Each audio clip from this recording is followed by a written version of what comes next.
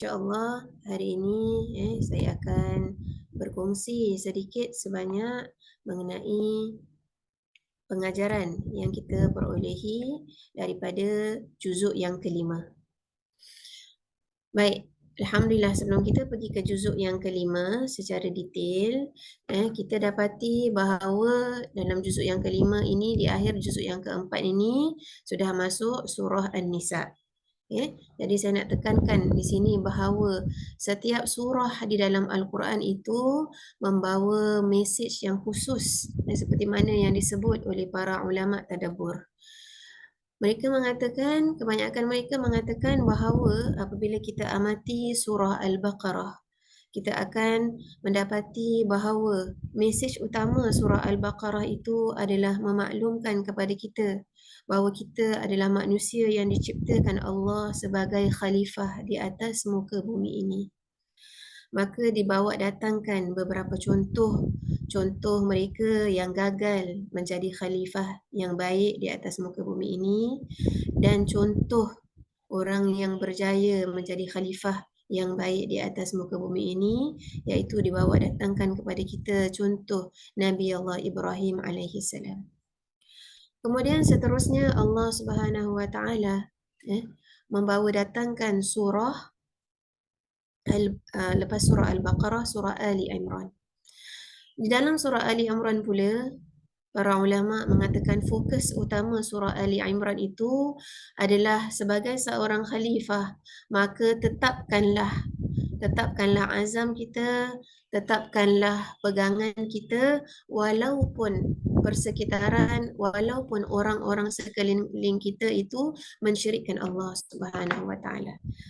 Seperti mana yang ditunjukkan oleh Allah dan disuruh kita mencontohi Ali Imran, iaitu keluarganya Imran, di mana isterinya yang bernazar untuk menginfakkan, untuk memberikan anaknya, yang akhirnya dia dapati bahawa apabila lahir anaknya perempuan bukan lelaki, namun dia tetap istiqamah, dia tetap meneruskan niat murninya itu untuk memberikan anaknya berkhidmat ke Baitul Maqdis.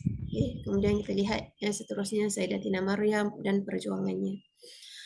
Kemudian selepas itu, lepas surah Ali Imran, kita bertemu dengan surah An-Nisa ini, iaitu masuk pada penghujung surah juz yang keempat ini, di mana Allah Subhanahu wa taala menyampaikan kita mesej yang utama di dalam surah An-Nisa ini adalah mesej keadilan dan rahmah. Untuk nak menjadi seorang khalifah yang baik di atas muka bumi ini adalah harus kita ini bersikap adil dan rahmah kepada khususnya golongan yang lemah. Itulah identiti seorang khalifah yang baik, yang berjaya di atas muka bumi ini. Sebab itu didulukan dengan surah An-Nisa itu, yang bermakna kalaulah seseorang itu boleh memulakan mesej keadilan dan rahmah di rumah, pastinya keadilan dan rahmah itu dapat dipelihara dan dipraktikkan di luar rumah. Subhanallah. Dan inilah keindahan surah An-Nisa, di mana kita lihat berbagai-bagai hukum hakam yang Allah Subhanahu wa taala selitkan di dalam surah An-Nisa ini. Kalau kita amati secara khusus, kita akan dapati semuanya adalah agar kita berlaku adil dan berlaku rahmah dalam setiap apa situasi yang kita hadapi. Jadi kita lihat dekat sini, contohnya dalam juz yang kelima ini, pengharaman mengahwini wanita yang masih menjadi isteri orang. Isteri orang dah, janganlah anda kacau, macam itu, berlaku adil lah. Larangan memakan harta secara batil, nampak menegakkan keadilan. Larangan bersikap iri hati dan perintah untuk selalu memohon anugerah kepada Allah Subhanahu wa taala. Begitu juga kita lihat di dalam juzuk yang kelima ini ada larangan solat ketika mabuk. Jadi kita lihat dekat sini pengharaman arak itu berperingkat-peringkat, Kemudian disebut di dalam surah An-Nisa ini, jadi kita lihat Allah Subhanahu Wa Taala itu menyuruh kita perlahan-lahan. Maksudnya contohnya kalau seorang itu berlaku adil itu dan berlaku rahmah itu memerlukan perlahan-perlahan seperti mana untuk menukarkan akhlak kita menjadi yang lebih baik. Maka berlaku adil kepada agama kita, dan Allah Subhanahu Wa Taala memberi pesan kepada kita tentang peranan syaitan pada awal surah Baqarah lagi. Allah Subhanahu Wa Taala dah menjelaskan kepada kita diberikan tempat syurga itu sebagai medan tarbiyah untuk Nabi Adam alaihissalam agar kita mengetahui bahawa syaitan itu, iblis itu sangat licik, sangat maknanya sangat pandai menipu daya manusia. Kemudian lepas kita tahu bahawa inna syaitana lakum aduwan fattakhizuhu aduwa, syaitan itu adalah musuhmu, maka jadikanlah ia musuhmu. Jangan kita terikut dengan cubaan godaannya. Kerana dengan cubaan, dengan ujiannya dan bisikannya itulah kita lihat contoh-contoh mereka yang gagal untuk menjalankan tanggungjawab mereka sebagai khalifah yang terbaik di atas muka bumi ini. Kemudian seterusnya kita dapati juga di dalam surah An-Nisa ini, subhanallah, banyak semua hukumnya kata para ulama merujuk mengembalikan kita kepada agar menjadi seorang yang adil dan rahmah. Tunaikan amanah kepada yang berhak. Kemudian di situ ada keutamaan orang yang pergi berjihad atas orang yang tidak melakukan jihad. Disuruh kita untuk berani untuk mengorbankan diri kita demi untuk Islam. Ada situ cara membalas salam dengan baik. Fa idza hayyitum bi tahiyyatin fahayyu bi ahsana minha aw rudduha.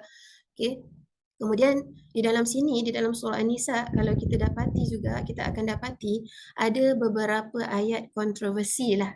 Kalau saya boleh sebutkan contohnya, Ar-rijalu qawwamuna 'alan nisa.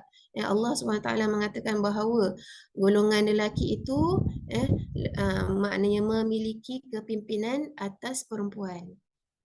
Kerana apa yang telah Allah SWT berikan kepada mereka.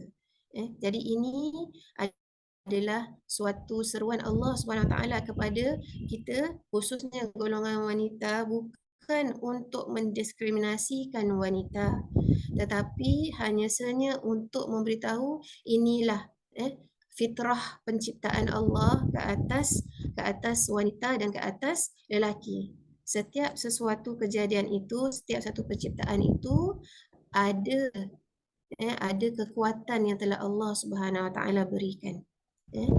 Lelaki tak kuat untuk nak mengandung, untuk nak